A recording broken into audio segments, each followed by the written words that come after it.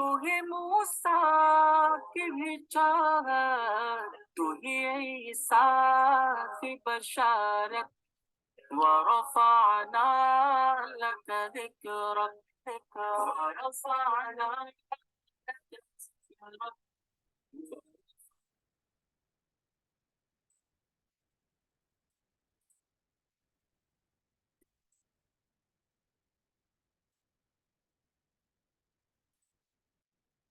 تیری خوشبو ہے سراپا، تیرا نکہت تو سراسر ہے نفاست، ورفعنا لك ذكرك ورفعنا.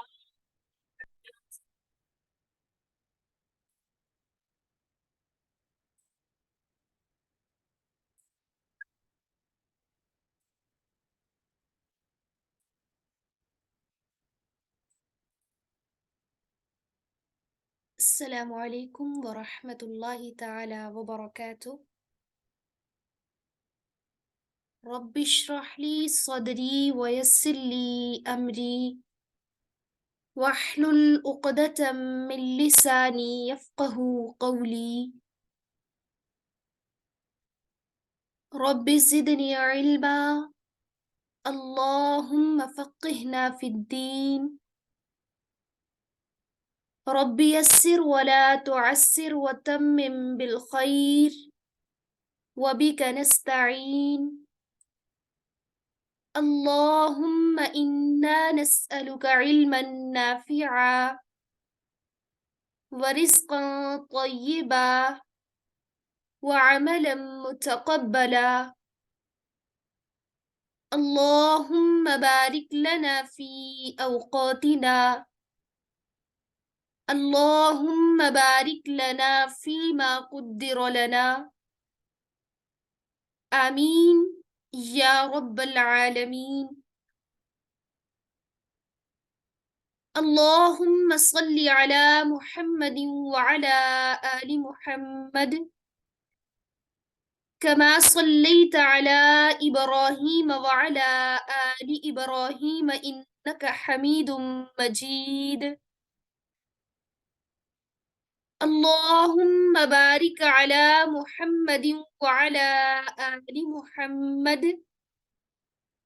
كما باركت على إبراهيم وعلى آل إبراهيم إنك حميد مجيد، وسلم تسليما كثيرا كثيرا۔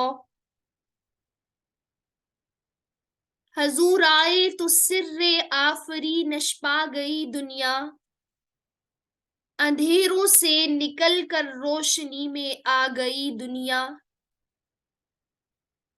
ستے چہروں کا زنگ اترا، بجھے چہروں پہ نور آیا۔ حضور آئے تو انسانوں کو جینے کا شعور آیا، صلی اللہ علیہ وسلم۔ اللہ تعالیٰ کا شکر ہے، اللہ تعالیٰ نے ہمیں توفیق عطا فرمائی۔ آج ہم انشاءاللہ تعالی اپنے پیارے نبی صلی اللہ علیہ وسلم کے پیارے پیارے فرامین پڑھیں گے، اور عزم کرتے ہیں، ارادہ کرتے ہیں ہم درود کی ساتھ ساتھ کثرت بھی کریں گے، اور انشاءاللہ تعالی ہم تمام احادیث پر عمل بھی کریں گے انشاءاللہ تعالی۔ آپ سب کہیں انشاءاللہ تعالی۔ بسم اللہ الرحمن الرحیم۔ قال رسول اللہ صلی اللہ علیہ وسلم، فرمایا رسول اللہ صلی اللہ علیہ وسلم نے، لا يدخل الجنت، نہیں داخل ہوگا جنت میں، قطات، چغل خور۔ حضرت حذیفہ رضی اللہ عنہ سے روایت ہے، نبی صلی اللہ علیہ وسلم نے فرمایا چغلی کرنے والا جنت میں داخل نہیں ہوگا. چغلی کس سے کہتے ہیں؟ لڑائی ڈلوانے کے لیے ادھر کی بات ادھر کرنا، ایک جگہ سے سن کے دوسری جگہ کر دینا، بلکہ بڑھا چڑھا کر اپنے پاس سے لگا لگا کر دوسروں کو بتانا، یہ چغلی کہلاتا ہے.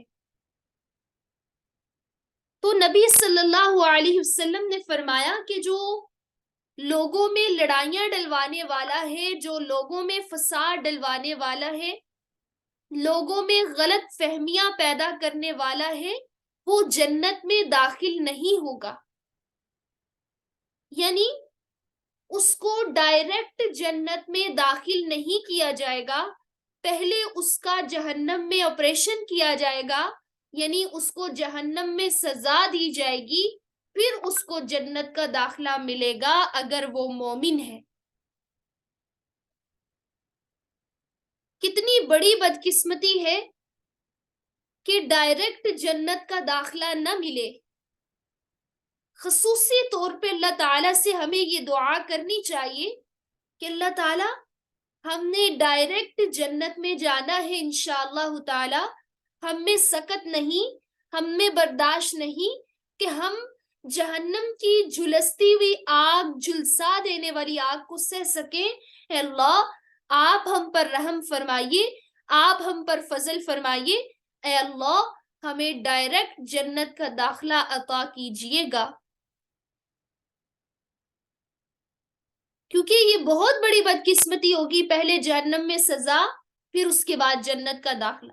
کیونکہ جو مومن ہے، کلمہ گو ہیں، ان کو جنت لازمن ملے گی، لیکن سزا پوری کر کے، اپنے گناہوں کی سزا پوری کر کے.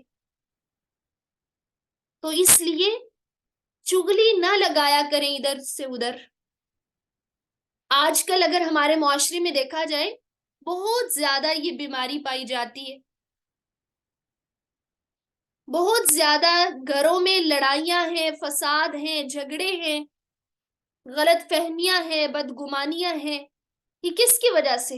چغل خوری کی وجہ سے.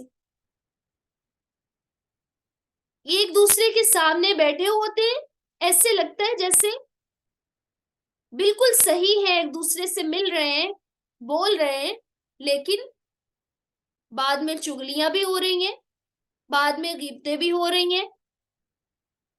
اللہ تعالی ہم سب کو ہدایت دے. اگر آپ ایسی مجلس میں بیٹھی ہیں جہاں پہ لوگ چغلیاں کر رہے ہیں، آپ کے عزیز و اقارب چغلیاں کر رہے ہیں، حتی الامکان کوشش کریں کہ آپ وہاں پہ نہ بیٹھیں، آپ ان کو منع کریں، آپ وہ جگہ ہی چھوڑ دیں، ورنہ آپ ایسا ہی سمجھا جائے گا جیسے آپ نے ان کے ساتھ بیٹھ کے چغلی کی، غیبت کی. تو اپنی زبان کو ہمہ وقت ہمیں اللہ تعالیٰ کے ذکر سے تر رکھنا چاہیے، تاکہ کسی کی غیبت نہ ہو، تاکہ کسی کی چغلی نہ ہو. اپنی زبان کو کنٹرول کریں.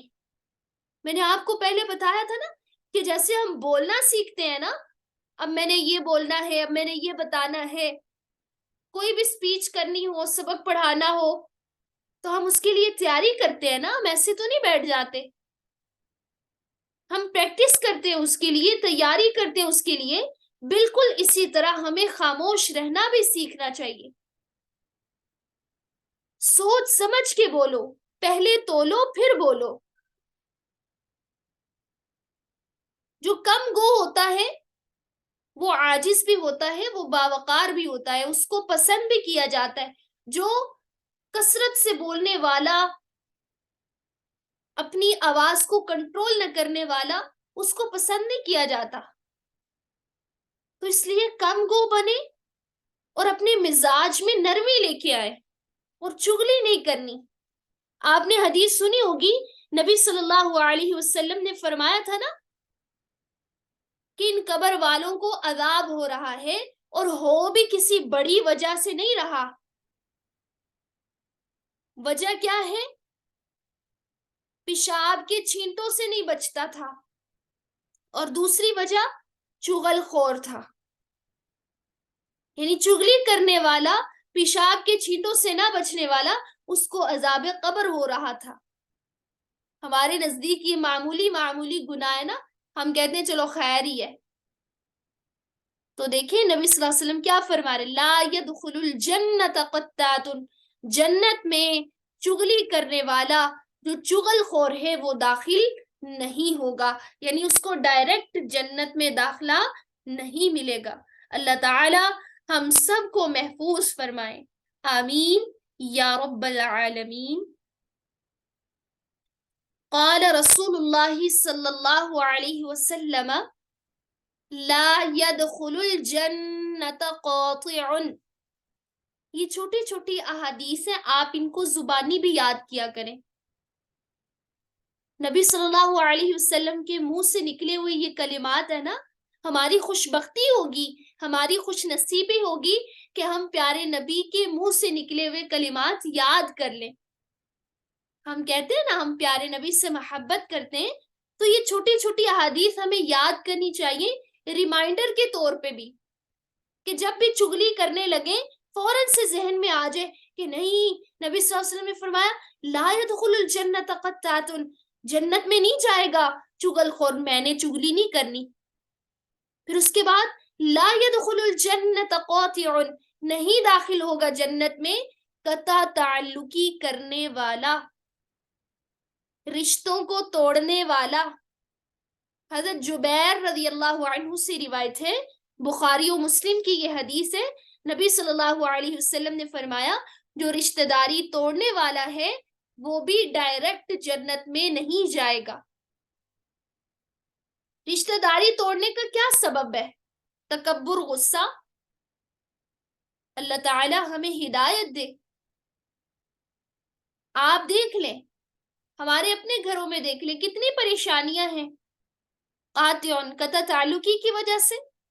تھوڑی سی بات ہو موڈ بنا کے بیٹھ جاتے، تھوڑی سی بات ہو قطع تعلقی کر کے بیٹھ جاتے۔ نبی صلی اللہ علیہ وسلم نے فرمایا جو تم سے قطع تعلقی کرے تم اس سے صلہ رحمی کرو، اور جو تم سے برائی کرے تم اس کے ساتھ اچھائی کرو۔ اللہ تعالی ہمیں توفیق عطا فرمائے۔ رشتے کو جب اللہ تعالیٰ نے پیدا کیا تھا، ہم نے پارہ نمبر 1 میں یہ حدیث پڑھی تھی، تو رشتہ اللہ تعالیٰ کے عرش کا پایا پکڑ کے رونے لگا، اللہ تعالیٰ لوگ تو مجھے توڑیں گے۔ تو اللہ تعالیٰ نے فرمایا تھا جو تمہیں توڑے گا در حقیقت اس نے مجھے توڑا۔ جو قطع تعلقی کرنے والا ہے وہ در حقیقت کس سے قطع تعلقی کر رہا ہے؟ اللہ تعالیٰ سے کر رہا ہے، کیونکہ اللہ تعالیٰ کو سب سے پیارا وہی ہے جو اس کی مخلوق کے ساتھ اچھا سلوک کرے۔ ہاں اگر ایسے مواقع آ گئے کہ آپ کسی شرعی عذر کی وجہ سے کسی سے قطع تعلقی کر رہی ہیں تو یہ جائز ہے۔ اگر ایک گھرانہ آپ کو لگ رہا ہے وہ گھرانے میں حرام کھایا جا رہا ہے، سود کھایا جا رہا ہے، رشوت کھائی جا رہی ہے، اللہ تعالیٰ کے حکموں کی نافرمانی کی جا رہی ہے، علی الاعلان جو صحابہ کی بغاوت کر رہے، صحابہ کے ساتھ برا بھلا کہہ رہے ہیں، عائشہ صدیقہ طیبہ طاہرہ رضی اللہ عنہ کو معاذ اللہ گالیاں دیتے ہیں، شیعہ حضرات ہیں نا، تو پھر ان کے ساتھ قطع تعلقی کرنا جائز ہے، کیونکہ ہمارے پاس شرعی عذر ہے کہ ہمارے صحابہ جو نبی صلی اللہ علیہ وسلم پر جانیں پیش کرنے والے تھے، لوٹا دینے والے تھے، یہ ان کو گالیاں دیتے ہیں معاذ اللہ، تو ان سے چونکہ ہمارے پاس شرعی عذر ہے قطع تعلقی جائز ہے۔ بعض گھرانے سود کھانے والے، آپ کو پتہ ہے، آپ ان سے قطع تعلقی کر لیں، بھائی آپ تو علی الاعلان کے گناہ کر رہے ہیں، پھر آپ کو گناہ نہیں ہوگا۔ ویسے کسی سے قطع تعلقی نہیں کرنی، حد سے الامکان کوشش کریں جب بھی کسی سے مل رہے ہیں مسکراتے ہوئے چہرے کے ساتھ ملیں، اچھے انداز میں ملیں۔ کیا لے کے جانا ہے اس دنیا سے؟ اچھا اخلاق ہوگا تو عمل نامے میں وزن بہت زیادہ ہوگا. نبی صلی اللہ علیہ وسلم نے فرمایا نا، سب سے زیادہ وزن جب ہمارے اعمال نامے تولے جا رہے ہوں گے، اللہ تعالیٰ آسانیاں فرمائے، اس وقت سب سے زیادہ وزن جو ہوگا وہ کس کا ہوگا؟ وہ اخلاق کا وزن ہوگا. تو قطع تعلقی مت کریں. لا يدخل الجنت قاطع، یہ حدیث یاد کر لیں کہ اگر قطع تعلقی کی اپنی ذاتی مفاد کی وجہ سے تو پھر لا يدخل الجنہ، ڈائریکٹ جنت کا داخلہ نہیں ملے گا. اللہ تعالیٰ ہمیں ہدایت دے. اب تو غصہ اس قدر بھر چکا ہے ہمارے اندر، صلہ رحمی تو رہی نہیں ہے، منافقت بری ہوئی ہے سب کے مائنڈز میں. اللہ تعالیٰ ہم سب کو رشتوں کو جوڑنے والا بنائے. آمین یا رب العالمین. قال رسول اللہ صلی اللہ علیہ وسلم لا یلدغ المؤمن، نہیں ڈسا جاتا مومن، من حجر واحد، ایک سوراخ سے، مرتین، دو مرتبہ. حضرت ابو ہریرہ رضی اللہ عنہ سے روایت ہے، نبی صلی اللہ علیہ وسلم نے اس حدیث میں ایک بڑا ہی حکیمانہ اصول بیان کیا ہے. نبی صلی اللہ علیہ وسلم کیا فرما رہے کہ مومن جو ہوتا ہے وہ ایک سوراخ سے دو بار ڈسا نہیں جاتا. اگر ایک جگہ سے اس کو نقصان ہوا ہے تو پھر دوبارہ وہ کام نہیں کرے گا. ایک سوراخ سے وہ دو بار ڈسا نہیں جائے گا. جنگ بدر کا موقع تھا اور ایک شاعر تھا جس کا نام ابو عزہ تھا. وہ آپ صلی اللہ علیہ وسلم کے بارے میں اور صحابہ کرام رضوان اللہ علیہم اجمعین کے بارے میں خوب جو ہے وہ شاعری کیا کرتا تھا. شاعری سے مراد غلط شاعری. اب غزوہ بدر جب ہوا تب یہ قیدیوں میں قید ہو کے آیا تھا. تو آپ صلی اللہ علیہ وسلم کی خدمت میں جب اس کو پیش کیا گیا تو اس نے آپ صلی اللہ علیہ وسلم سے معافی مانگی. اللہ کے نبی، اب میں آپ کے بارے میں بھی کوئی اشعار نہیں کہوں گا اور صحابہ کے بارے میں بھی کوئی ایسے اشعار نہیں بولوں گا، آپ مجھے چھوڑ دے. تو نبی صلی اللہ علیہ وسلم نے اس کو چھوڑ دیا اس کی بات پہ یقین کرتے ہوئے. اب جب نبی صلی اللہ علیہ وسلم نے اس کو چھوڑا پھر اس نے وہی کیا، جا کے پھر اشعار بولنے شروع کر دیے نبی صلی اللہ علیہ وسلم کے خلاف، صحابہ کے خلاف.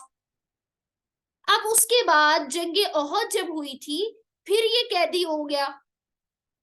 پھر یہ آ کے کہتے اللہ کے نبی اب چھوڑ دیں، اب نہیں کرتا، اب نہیں آپ کے بارے میں کچھ کہتا. اس موقع پہ نبی صلی اللہ علیہ وسلم نے فرمایا تھا لا یلدغ المؤمن من حجر واحد مرتین، نہیں ڈسا جاتا مومن ایک سوراخ سے دو مرتبہ. جہاں سے آپ کو ایک دفعہ نقصان ہو رہے ہیں آپ وہ کام دوبارہ مت کریں، کیونکہ یہ مومن کی نشانی ہے، وہ دوبارہ وہ حرکت نہیں کرے گا جہاں سے اس کو نقصان ہوا، جہاں سے اس کو دھوکا ہوا. کیونکہ مومن ایک سوراخ سے دو بار ڈسا نہیں جاتا. اگر ایک مرتبہ تکلیف پہنچی ہے کسی کام کی وجہ سے تو وہ دوبارہ وہ کام نہیں کرتا. اللہ تعالیٰ ہمیں بھی اس حدیث پر عمل کرنے کی توفیق عطا فرمائے. آمین الہی آمین. قال رسول اللہ صلی اللہ علیہ وسلم لا يدخل الجنت، نہیں داخل ہوگا جنت میں، من لا یأمن، جو نا امن میں رہے، جارہ، اس کا ہمسایہ، بوائقہ، اس کی شرارتوں سے. حضرت انس رضی اللہ عنہ سے روایت ہے، نبی صلی اللہ علیہ وسلم نے فرمایا نہیں داخل ہوگا جنت میں، یعنی ڈائریکٹ اس بندے کو جنت میں داخلہ نہیں ملے گا جو نہیں امن میں اس کا ہمسایہ اس کی شرارتوں سے. ہمسایوں کے حقوق جو ہیں اس کا اندازہ اس حدیث سے لگا لیں کہ آپ صلی اللہ علیہ وسلم اپنی امت پر کتنے شفیق تھے، کتنے مہربان تھے، کیسے جلالانہ انداز اپنایا نبی صلی اللہ علیہ وسلم نے. لا يدخل الجنہ، نہیں داخل ہوگا جنت میں جو نا امن میں رہے اس کا ہمسایہ اس کی شرارتوں سے. نبی صلی اللہ علیہ وسلم کے پاس جبریل علیہ السلام آتے تو اللہ تعالیٰ کا حکم ہوتا نبی صلی اللہ علیہ وسلم کو، وہ بار بار کہتے ہمسایوں کے حقوق کا خیال رکھیں، ہمسایوں کے حقوق کا خیال رکھیں. اس قدر تاکید فرماتے تھے کہ نبی صلی اللہ علیہ وسلم فرماتے مجھے خیال ہونے لگا کہ کہیں وراثت میں اللہ تعالیٰ ہمسایوں کا حصہ نہ رکھ دے. اتنی تلقین. ایک شخص آ کے کہتے یا رسول اللہ صلی اللہ علیہ وسلم مجھے کیسے معلوم ہو کہ میں اچھا ہوں یا برا؟ تو نبی صلی اللہ علیہ وسلم نے فرمایا اگر تیرے پڑوسی تجھے اچھا کہیں تو تو اچھا ہے، اگر وہ تجھے برا کہیں تو تو برا ہے. آپ اس سے اندازہ لگا لیں. اور نبی صلی اللہ علیہ وسلم نے یہاں تک بھی فرمایا اپنا شوربہ بڑھاؤ. ہنڈیاں پکاتے ہو نا، کھانا پکاتے ہو نا، اپنا شوربہ بڑھا لو، اس وجہ سے ہمسایوں کا بھی خیال رکھا کرو. مدینۃ المنورہ میں نے خود دیکھا، مسجد نبوی صلی اللہ علیہ وسلم میں یہ بڑی ساری پوسٹر پہ حدیث لکھی ہوئی تھی لا يدخل الجنت من لا يأمن جارہ بوائقہ. میں اتنی حیران ہوئی کہ اللہ اکبر، ہمسایوں کے حقوق کا کتنا جو ہے وہ خیال رکھنے کا کہا گیا ہے کہ بڑی ساری پوسٹ لگائی بھی کہ ہمسایوں کا خیال رکھنا ہے. تو پڑوسی بھی 3 طرح کے ہوتے ہیں. پڑوسی کی 3 قسمیں ہیں. ایک ہے کافر پڑوسی. کافر جو ہمسایہ ہے اس کا ہمسائے ہونے کا حق ہے، آپ خیال رکھیں اس کا. اور نمبر 2، مسلمان ہمسایہ ہے تو اس کے 2 حق ہیں، ایک کہ وہ مسلمان ہے اور دوسرا کہ وہ آپ کا ہمسایہ بھی ہے. اور ایک رشتہ دار ہے، مسلمان بھی ہے، آپ کا ہمسایہ بھی ہے، اس کے 3 حق ہے آپ پہ کہ وہ آپ کا رشتہ دار بھی ہے، آپ کا ہمسایہ بھی ہے اور پھر اس کے ساتھ ساتھ وہ مسلمان بھی ہے. تو آپ اس کا زیادہ خیال رکھیں. اور بعض یہ سمجھ کے کہ بھئی یہ کافر ہے ہم نے ان کا خیال نہیں رکھنا، نہیں، ان کا بھی حق ہے. ایک گناہ ہے اگرچہ لیکن حق ہے. پہلے ایسا ہوتا تھا کہ ہمسایوں کا بڑا خیال رکھا جاتا تھا، لیکن اب دن بہ دن کمی ہوتی جا رہی ہے. اللہ تعالیٰ ہدایت دے. ہم سب کو پتہ ہی نہیں ہوتا، ہمیں اپنے گھروں سے فرصت نہیں ہے، باہر تو کیا دیکھنا، ہمسایوں کا تو خیال کیا رکھنا. پہلے ایک دوسروں کے گھروں میں آیا جایا کرتے تھے، حال چال پوچھا کرتے تھے، پتا ہوتا تھا فلاں بیمار ہے یا فلاں ٹھیک ہے. لیکن اب تو اتنے اپنے اندروں میں اپنی زندگیوں میں مگن ہو چکے ہیں، اپنے معاملات میں اتنے مصروف ہو چکے ہیں کہ ہمیں ادھر ادھر کا کوئی پتہ نہیں ہوتا. اگر ہمسایوں میں کوئی بیمار ہے اس کی عیادت کے لیے جائیں، فوت ہو جائے تعزیت کے لیے جائیں، آپ کو لگ رہا ہے ان کو کسی چیز کی ضرورت ہے، کبھی کبھی جیسے نبی صلی اللہ علیہ وسلم نے کہا نا اپنا شوربہ بڑھاؤ، تو کبھی کبھی اس حدیث پر عمل کرتے ہوئے ان کے گھروں میں سالن بھیج دیں. کبھی اگرچہ وہ آسودہ حال ہے لیکن ہم نے نبی صلی اللہ علیہ وسلم کے احادیث پر عمل کرنے، اسی سے پھر محبتیں بڑھتی ہیں نا. جیسے نبی صلی اللہ علیہ وسلم نے اس شخص سے کیا کہا تھا، اگر تمہیں تمہارا ہمسایہ کہہ رہا تم اچھے ہو تو تم واقعی اچھے ہو، اگر تمہیں وہ کہہ رہا تم اچھے نہیں ہو تو تم اچھے نہیں ہو. اور ہم کہہ سکتے ہیں ہمسایوں کے بارے میں ہمیں تو پتہ ہی کوئی نہیں، ہم نے کبھی دھیان ہی نہیں دیا کہ ان کو کسی چیز کی ضرورت ہے یا ہم خیال رکھیں. اللہ تعالی ہمیں توفیق عطا کریں. آمین الہی آمین.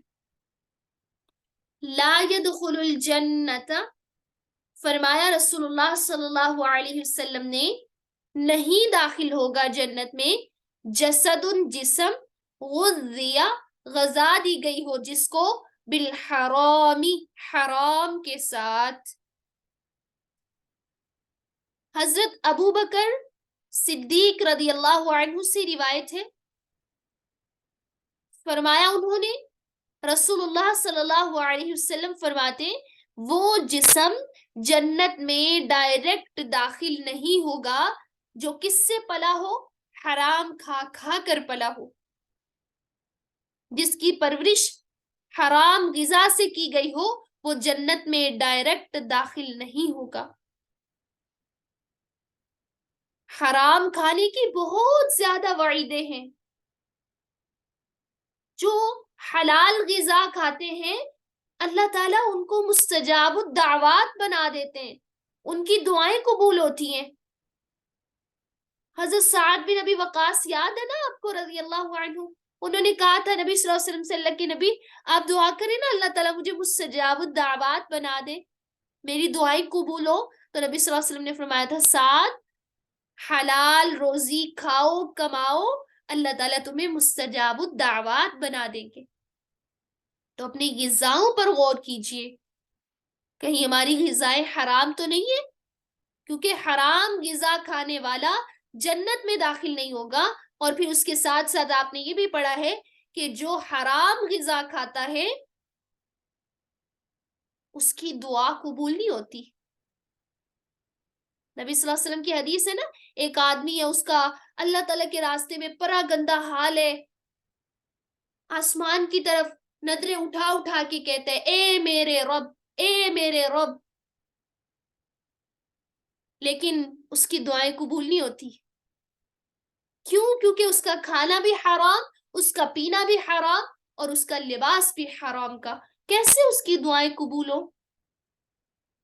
اللہ تعالیٰ نے خصوصی طور پہ انبیاء علیہ السلام سے بھی قرآن مجید میں خطاب کیا ہے، یا ایہا الرسل کلوا من الطیبات، اے رسولو تم کھاؤ حلال پکیزہ، وعملوا صالحا، اور تم نیک اعمال کرو۔ سوال یہ پیدا ہوتا ہے حلال کے ساتھ نیک اعمال کا کیا تعلق؟ جو اللہ تعالیٰ کے حلال کھاؤ اور اچھے عمل کرو، کیونکہ اگر ہم حلال روزی کھائیں گے تو ہماری عبادت میں لذت پیدا ہوگی۔ اگر ہم حرام کھائیں گے، ہماری غذا میں ملاوٹ ہے، ہماری غذا حلال نہیں ہے، اس میں کچھ نہ کچھ ہے، مشکوک ہے، تو عبادت میں کبھی بھی لذت نہیں آتی۔ دل اچاٹ ہونا شروع ہو جاتا ہے پڑھائی سے، نماز سے، قرآن سے۔ ابھی آج ہی جامعہ میں مجھے ایک لڑکی کہہ رہی تھی میرا نہیں دل کرتا آپ ہی پڑھنے کو۔ میں اتنی حیران ہو رہی تھی، میں نے کہا یہ کلمات بولنے کا ظرف ہے انسان میں؟ میں روزانہ کہتی ہوں آج نہیں میں نے جانا، آج نہیں میں نے پڑھنا، میرا نہیں دل کرتا پڑھنے کو، قرآن پڑھنے کو میرا دل نہیں کرتا۔ کچھ نہ کچھ تو ہوتا ہے، یا ہم نظروں کی حفاظت نہیں کر رہے ہوتے، یا ہم کچھ نہ کچھ حرام کھا رہے ہوتے، مشکوک چیزیں کھا رہے ہوتے، جس کی وجہ سے ہمارا پڑھائی میں دل نہیں لگتا، نماز پڑھنے کو دل نہیں چاہتا۔ آج کیوں نہیں ہماری نمازوں میں لذت ہے؟ صحابہ بھی نماز پڑھا کرتے تھے، اللہ اکبر، ان کی نمازیں واقعی نمازیں تھی، رویا کرتے تھے قرآن پڑھ کے، ان کا قرآن پڑھنا بھی قرآن پڑھنا ہی تھا۔ قرآن مجید میں آتے نا وَرَتِّلِ الْقُرْآنَ تَرْتِيلًا، آپ قرآن کو ٹھہر ٹھہر کے پڑھیں۔ بعض مفسرین کرام نے اس کی تفسیر کی ہے، ٹھہر ٹھہر کے پڑھنے سے مراد یہ کہ قرآن مجید کو پڑھیں، قرآن پہ غور و فکر کریں، اور ساتھ ساتھ روئیں بھی۔ ایک صحابی قرآن پڑھ رہے تھے، عمر رضی اللہ عنہ پاس سے گزرے، وہ پڑھ بھی رہے تھے، رو بھی رہے تھے، اتنی خوبصورت آواز میں قرآن پڑھ رہے اور رو بھی رہے۔ تو حضرت عمر رضی اللہ عنہ کہتے ہیں یہ وَرَتِّلِ الْقُرْآنَ تَرْتِيلًا پہ عمل کر رہے، سبحان اللہ، یعنی سمجھ کے قرآن کو پڑھے اور ٹھہر ٹھہر کے پڑھ رہے۔ تو قرآن میں، عبادت میں اور نماز میں مزہ تبھی آتا ہے جب ہمارا رزق اچھا ہے۔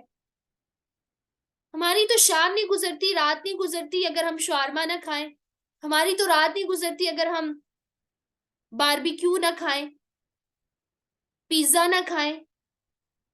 تو یہ سب مشکوک ہے، میں یہ نہیں کہتی یہ حرام ہے، حرام نہیں ہے، لیکن یہ مشکوک ہے۔ کوک یہ بھی مشکوک ہے، میں نے آپ کو پہلے بھی بتایا تھا، اس سے بھی بچا کریں، پرہیز کیا کریں۔ ہماری استاذہ تھی وہ کبھی بھی نہیں پیتی تھی، وہ تو چکن کو ہاتھ بھی نہیں لگاتی تھی۔ کہتی تھی یہ مشکوک ہے، عبادت میں وہ سرور نہیں رہتا جب میں یہ کھاتی ہوں. میں اتنی حیران ہوا کرتی تھی. ایک دفعہ ہم ایک ہی جگہ درس پہ اکٹھے ہوئے تھے، تو میں نے ان کی پلیٹ میں جو ہے نا کافی زیادہ بوٹیاں اکٹھی کر کے ڈال دی کہ باجی کو دینی. تو باجی کہتے ہیں نہیں میں نے نہیں کھانی، میں تو اس کو ہاتھ بھی نہیں لگاتی. عبادت میں لذت نہیں رہتی. میں آپ کو نہیں منع کرتی تھی، آپ کو بھول کے جتنا مرضی کوئی ان کو انسسٹ کرتا تھا آپ پی لیں باجی جان، آپ بوتل پی، وہ نہیں پیتی تھی. نہیں پیتی تھی، کہتی تھی میں نے نہیں پینی، آپ مجھے سادہ پانی دے دیں، میرے سامنے یہ نہ رکھا کریں، یہ مشکوک ہے. میں جب پیتی ہوں مجھے عبادت میں مزہ نہیں آتا. میں نے آپ کو غالباً ایک دفعہ بتایا تھا کہ ہمارے جامعہ میں ایک عورت آئی، تو وہ بتا رہی کئی دن میں جو ہے نا کسی کے گھر گئی ہوئی تھی، اپنے بھانجے کے گھر. میرا بھانجا یہ کام کرتا ہے، ویڈیو بناتا ہے شادیوں پہ، اور پھر وہ سانگز وغیرہ سیٹ کر کے وہ پھر دیتا ہے. تو کہتی ہے میں اس کے گھر میں 3 دن رہی، اللہ اکبر کبیرہ.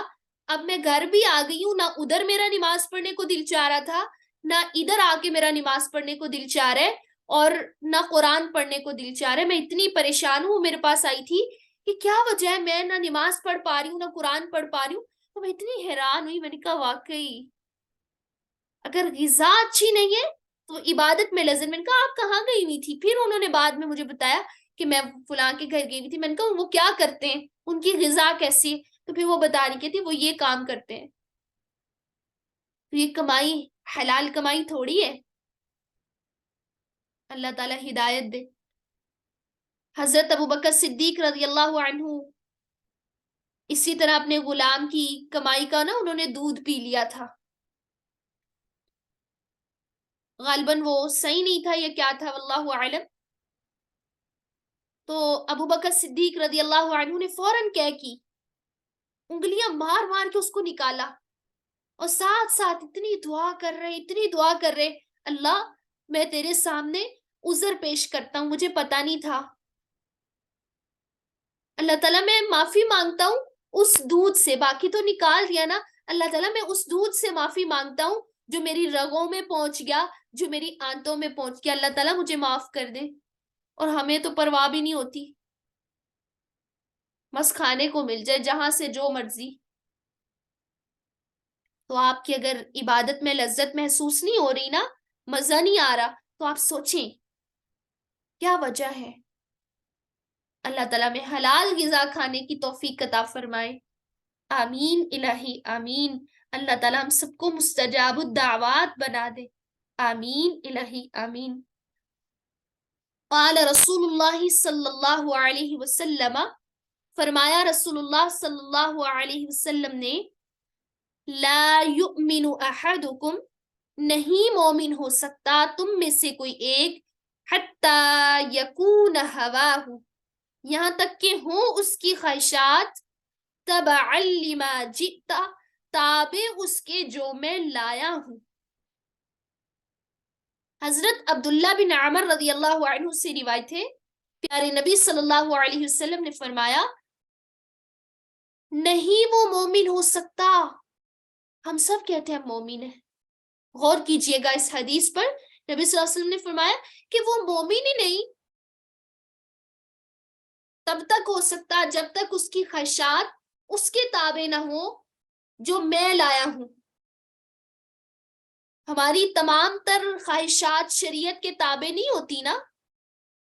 اگر ہماری تمام تر خواہشات شریعت کے تابع نہیں ہیں تو ہم کامل مومن نہیں کہلا سکتے، ہم کامل مسلمان نہیں کہلا سکتے.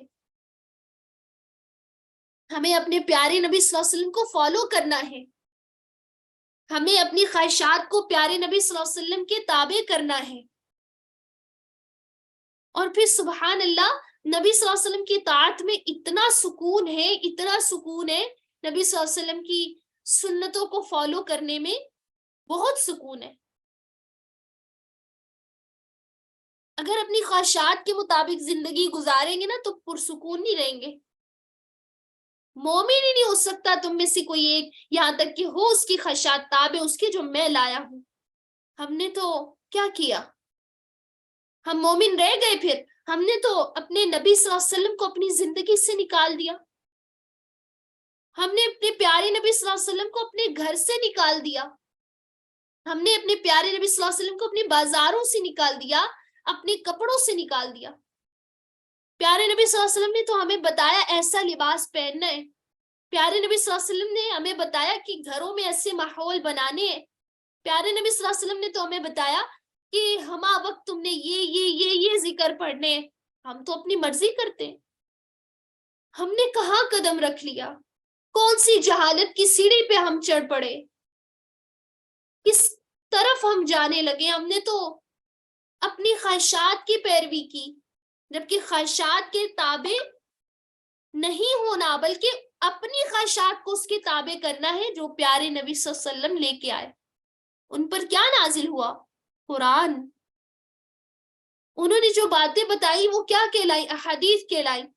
اس میں کہیں نبی صلی اللہ علیہ وسلم فرما رہے کھانا کھانے لگے ہو نا یہ دعا پڑھو, بھول گئے ہو درمیان میں یہ پڑھ لو, واش روم جانے لگے ہو یہ دعا پڑھ لو, نکلنے لگے ہو تو یہ دعا پڑھ لو. نبی صلی اللہ علیہ وسلم نے تو ہماری پوری زندگی میں اللہ کو ڈالا. ہم وقت اللہ کا ذکر کرے میری امت, کبھی بھی اللہ کی یاد سے غافل نہ ہو. لیکن ہم کیا کر رہے ہیں؟ ہم کن اندھیروں میں جا رہے ہیں؟ ہم کس جہالت کی سیڑھی پہ قدم رکھ رہے ہیں؟ اپنے گھروں میں پیارے نبی کی سنتوں کو نافذ کریں, اپنے گھروں میں ایسا ماحول بنائیں, اپنی خواہشات کو تابع اس کے کریں جو آپ صلی اللہ علیہ وسلم لے کے آئے. ہماری خواہشات تو بے لگام ہو گئی.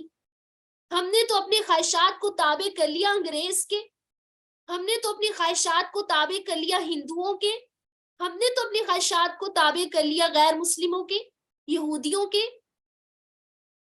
ہم کہاں ہیں ہماری زندگیوں میں پیارے نبی صلی اللہ علیہ وسلم؟ کون سا درجہ ہے؟ غور کیجئے, ہم اپنے گریبانوں میں جھانک کے دیکھیں. ہم کہتے ہیں ہم عاشق رسول ہیں, ہم فخر محسوس کرتے ہیں ہم پیارے نبی کی امت سے ہیں. کیا فائدہ بھائی جب نبی صلی اللہ علیہ وسلم کی بات ہی نہیں ماننی, جب نبی صلی اللہ علیہ وسلم کی سنتوں کو فالو ہی نہیں کرنا. جیسے میں آپ سے ایک دفعہ بات کر رہی تھی نا کہ اہل القرآن برتھ ڈے منانے والے نہیں ہوتے, اہل القرآن مائیوں کرنے والے نہیں ہوتے. تو اسی طرح میں جامعہ میں بھی عزم لے رہی, سب سے میں نے کہا میں اور آپ مل کے ارادہ کرتے ہیں ہم نے کبھی بھی نہ ہی شمولیت اختیار کرنی ہے, نہ ہی کسی کو وش کرنا ہے, نہ ہی کسی سے برتھ ڈے کا گفٹ لینا ہے. ایک لڑکی نے ہاتھ نہیں کھڑا کیا. میں نے کہا کیا ہوا, ہاتھ کیوں نہیں کھڑا کیا؟ عزم کرو نا. کہتی باجی شوہر سے تو لے سکتی ہوں نا. میں نے کہا شوہر ویسے نہیں تمہیں گفٹ دیتا جو تم نے برتھ ڈے پہ اس سے نکلوانا ہے. سمجھ نہیں ہے نا, ہم پھر لالچی بن گئے. کیا کہلایا جائے ہمیں؟ ہم کیا ہیں؟ ہم کون ہیں؟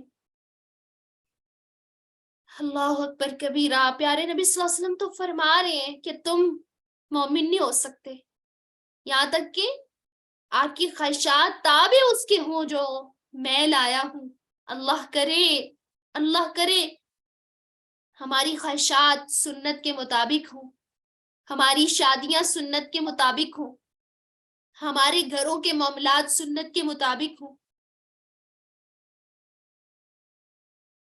اگر شادیاں سنت کے مطابق نہیں ہوتی, اگر معاملات سنت کے مطابق نہیں ہوتے, اگر معمولات سنت کے مطابق نہیں ہوتے تو پھر کیا ہوتا ہے؟ بے برکتی.